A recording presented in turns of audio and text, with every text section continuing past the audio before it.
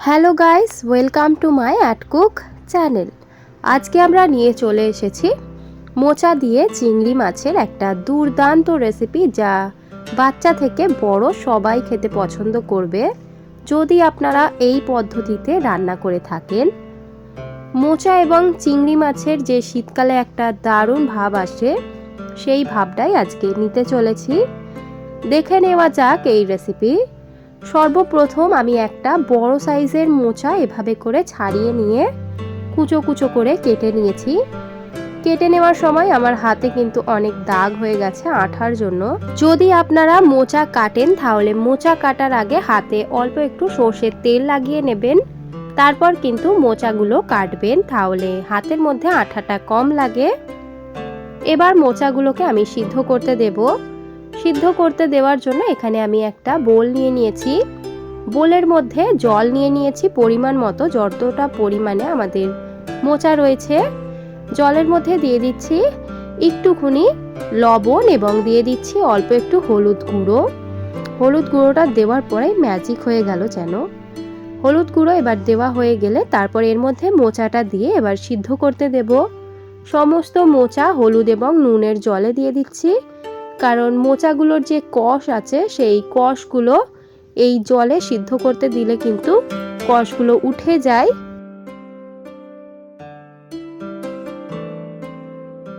5 থেকে 6-7 মিনিট লাগবে। মোচাটা প্রায় একটু বলক তুলে দিলেই ফুটে যাবে। সেই পর্যায়ে এবার আমি গ্যাসটাকে অফ করে মোচাটাকে যে কোনো চুবড়ির মধ্যে ঢেলে দেব, কারণ জলটাকে ফেলে দিয়ে মোচাটাকে আমাদের রেখে দিতে হবে। মোচাটা এবার আমি জলটাকে ছেঁকে নিচ্ছি। দেখুন, সমস্ত মোচার জলটাকে ফেলে মোচাটা আমরা নিয়ে নিয়েছি। এবার আমি এটা রান্নার প্রসেসে চলে যাই। রান্নাটা করে নেওয়ার জন্য কড়াইতে দিয়ে দিচ্ছি 3 টেবিল চামচ সর্ষের তেল। সর্ষের তেলটা যখন আমি কড়াইয়ের মধ্যে দিয়েছি তারপর আমি একটু হেলিয়ে দিলাম, কারণ কড়াইয়ের চারিদিকটা যখন সর্ষের তেল লেগে যাবে, কিছু জিনিস যদি আমি দিই তাহলে কড়াইয়ের মধ্যে চিপকে ধরবে না, তার জন্য। এবার এখানে আমি দিয়ে দিলাম অল্প একটু নুন এবং অল্প একটু হলুদ গুঁড়ো। এই দুটো জিনিস দিয়ে এবার ভালোভাবে তেলের মধ্যে নাড়াচাড়া করব, যাতে হলুদের একটা সুন্দর ঘ্রাণ আসে। এবার যখন তেলটা আমাদের গরম হয়ে আসবে এবং হলুদের সুগন্ধটা বেরিয়ে আসবে, সেই পর্যায়ে আমি এখানে দিয়ে দিচ্ছি ভালো করে বেছে নিয়ে ধুয়ে নেওয়া চিংড়ি মাছ। চিংড়ি মাছ এখানে আমার প্রায় 250 গ্রাম আছে। আপনারা চাইলে বেশি কোয়ান্টিটিতেও নিতে পারেন। সমস্ত চিংড়ি মাছটা দিয়ে এবার ভালোভাবে অল্প একটু 20 থেকে 30% ভেজে নেব। সমস্ত চিংড়ি মাছটা ভেজে নিতে মোট সময় লাগবে প্রায় 3 থেকে 4-5 মিনিট। দেখুন, এখানে আমার চিংড়ি মাছটা ভালোভাবে ভেজে নেওয়া হয়ে গেছে। এবার আমি একটা পাত্রের মধ্যে তুলে নিচ্ছি। সমস্ত চিংড়ি মাছটা আমি একটা পাত্রের মধ্যে তুলে নিচ্ছি। সমস্ত চিংড়ি মাছটা হলুদ এবং নুন থেকে তুলে নেওয়া হয়ে গেছে। এবার আমি এই তেলের মধ্যে অল্প একটু তেল অ্যাড করছি রান্নাটা করে নেওয়ার জন্য। অল্প একটু তেল দিয়ে এবার আমি দিয়ে দিলাম দুটো মিডিয়াম সাইজের কুচিয়ে নেওয়া পেঁয়াজ। পেঁয়াজটাকে এবার আমি ভালোভাবে নাড়াচাড়া করে লাল ব্রাউন করে ভেজে নেব। সুন্দরভাবে যখন পেঁয়াজটা অল্প একটু 50% লালচে হয়ে আসবে, দিয়ে দিচ্ছি এখানে হলুদ গুঁড়ো 1 চা চামচ পরিমাণে, দিয়ে দিচ্ছি লঙ্কা গুঁড়ো 1 চা চামচ পরিমাণে, ঝালটা আপনারা আপনাদের বুঝে দেবেন, এবং জিরে গুঁড়ো দিয়ে দিচ্ছি 1 চা চামচ পরিমাণে। নুনটা আগে ব্যবহার করেছি, সেটা মাথায় রেখে স্বাদ পরিমাণে নুন দিয়ে দিচ্ছি, এবং আদা এবং রসুনের পেস্ট দিয়ে দিচ্ছি 1 চা চামচ পরিমাণে।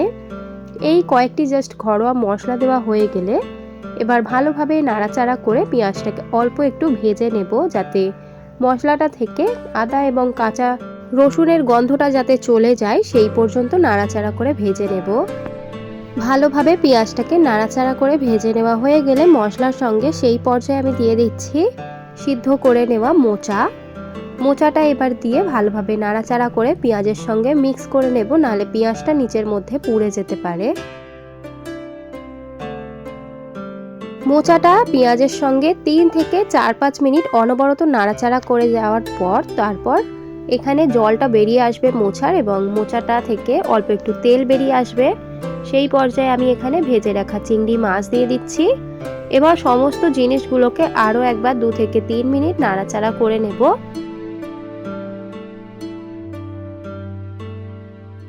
সমস্ত মোচা এবং চিংড়ি মাছটা ভালোভাবে নাড়াচাড়া করে ভেজে নেওয়া হয়ে গেলে এবার আমি দিয়ে দিচ্ছি অল্প একটু জল ফুটতে দেওয়ার জন্য। মোচা যেহেতু কোনো রকম জল থাকে না মোচা রান্নায়, তার জন্য অল্প করে জল দিচ্ছি। মোচাটা যেহেতু আগে থেকে সিদ্ধ আছে তাই বেশি জলের এখানে প্রয়োজন নেই। জলটা দিয়ে এবার ভালোভাবে অ্যাডজাস্ট করে হাতা দিয়ে ঢাকা দিয়ে আমরা প্রায় 5 থেকে 6-7 মিনিট ফুটিয়ে নেব। 5 থেকে 6-7 মিনিট পর ঢাকা খুললাম। দেখুন জলটা পুরোপুরিভাবে শুকিয়ে এসেছে। এই পর্যায়ে আমি গ্যাসটাকে অফ করে অল্প একটু নাড়াচাড়া করে দিয়ে স্ট্যান্ডিং টাইমে রেখে সার্ভ করে নেব। মোচা রান্না এখন পুরোপুরি রেডি। এভাবে যদি আপনারা বাড়িতে সেম প্রসেসে বানিয়ে নিতে পারেন তাহলে বাচ্চা থেকে বড় সবাই হাত থেকে চেটেপুটে খাবে। আশা করি আপনাদের এই ভিডিওটা ভালো লেগেছে।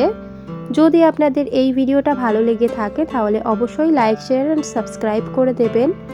যদি আমার চ্যানেলে আপনারা নতুন হয়ে থাকেন অবশ্যই চ্যানেলটিকে সাবস্ক্রাইব করে আমার পাশে থাকবেন।